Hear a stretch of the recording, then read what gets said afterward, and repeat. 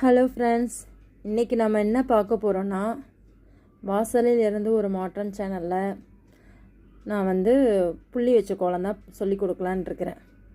இது என்னென்னா 11 புள்ளி 9 2 வரிசை,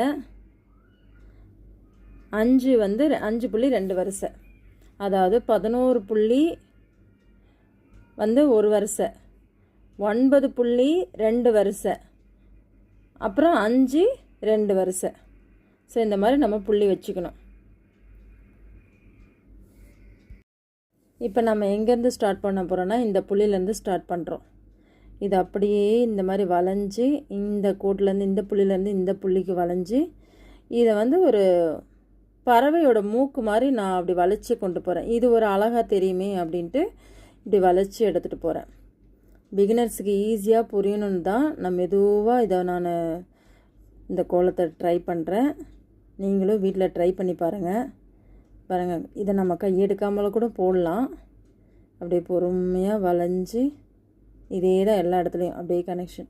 இந்த புள்ளி தான் அப்படியே பொறுமையாக அப்படியே கொண்டு போயிட்டு அப்படியே வளைச்சி இப்படி நம்ம கனெக்ஷன் இந்த இடத்துல கொண்டு வர்றோம்.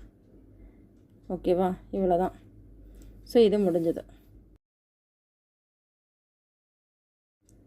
அடுத்து என்னென்னா, இந்த புள்ளியிலேருந்து இந்த புள்ளிக்கு ஒரு பாக்ஸ் மாதிரி போட்டுக்கிறோம்.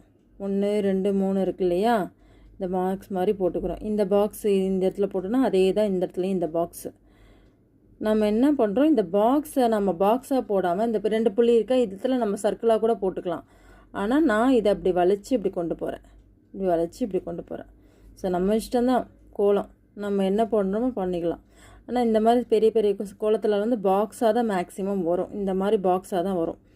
பாக்ஸ் போட்டு இப்படி போட்டுக்கலாம். ஸோ இதே தான் எல்லா இடத்துலையும் வரும். இதே தான் இந்த சைடும். ஸோ இதே தான் இங்கே இந்த பக்கமும் இதே தான் வரும். நம்ம பாக்ஸ் மாதிரி போட்டுட்டு அந்த சர்க்கிள் வளைச்சிக்கலாம்.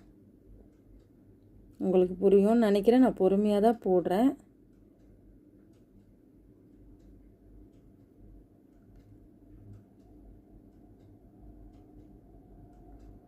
இது இந்த பக்கமும் இதே மாதிரி போட்டுடலாம்.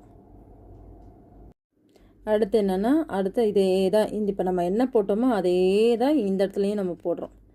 ஸோ இப்படி இந்த பக்கமும் அதே தான். அந்த 3 புள்ளி கணக்கில் வச்சுட்டு அதே மாதிரி தான் போடணும்.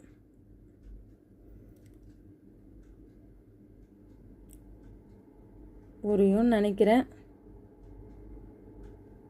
அவ்வளோதாங்க, கோலம் ஃபினிஷ்டு. இப்போ இந்த இடத்துல நம்ம